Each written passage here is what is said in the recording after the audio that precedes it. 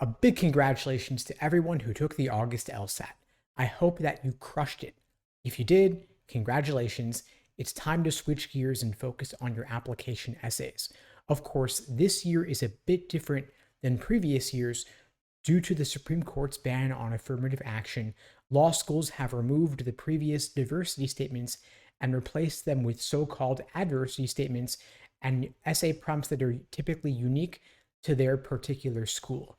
What this means is that it may be a bit more work for you to do application essays this year than in years past, but don't let this discourage you from applying to more schools.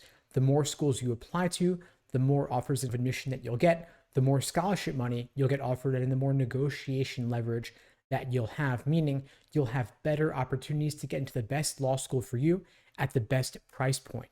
Now, while it may be a bit more work for you to do all these essays, my team and I would be glad to help you out in reducing the workload.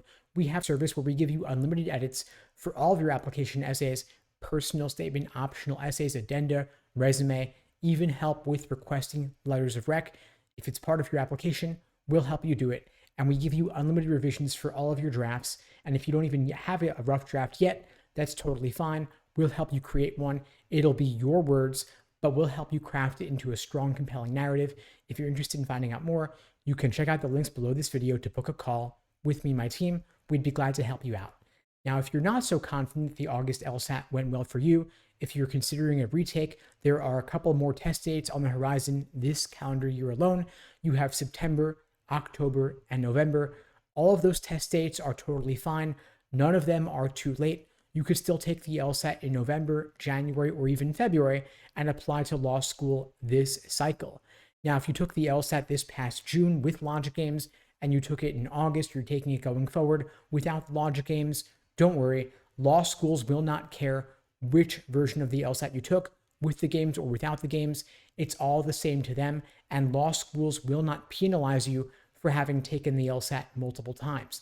They have no incentive to do so because they are only evaluated based on the highest LSAT score of their matriculating students. And what this means is that for this reason alone, I recommend that everybody take the LSAT more than once, because through luck alone, you could do a few points better. If you do, fantastic. And if you don't, no big deals. And so you could give yourself a couple months, take the LSAT in October or November, maybe even January. And during that period between now and then, you can make a significant improvement in your LSAT score. And it may involve nothing more than taking one timed practice test a week and reviewing it in depth.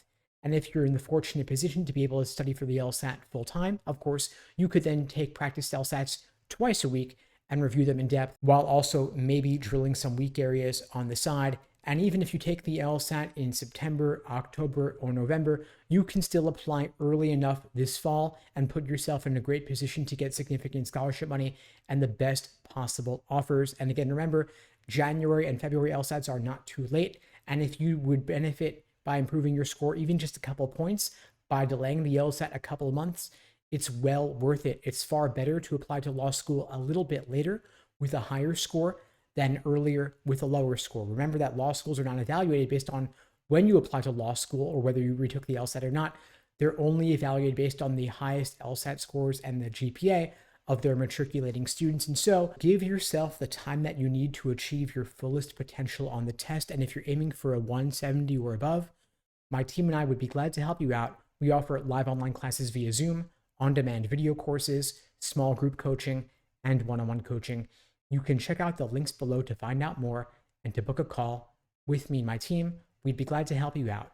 One service we offer all of our students is a personalized day-by-day study plan, structuring your prep, showing you exactly what to do every single day between now and the test. And as I mentioned before, you might want to make your retake prep nothing more than a timed exam a week and review it in depth.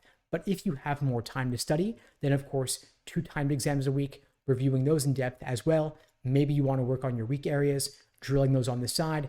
It's well worth it. You want to review your mistakes in depth and identify your weak areas so that you can improve on them going forward for whenever you are retaking the LSAT, if you decide to do so. Anyway, folks, that's all for now. And in the meantime, I'll wish you all the best and take care.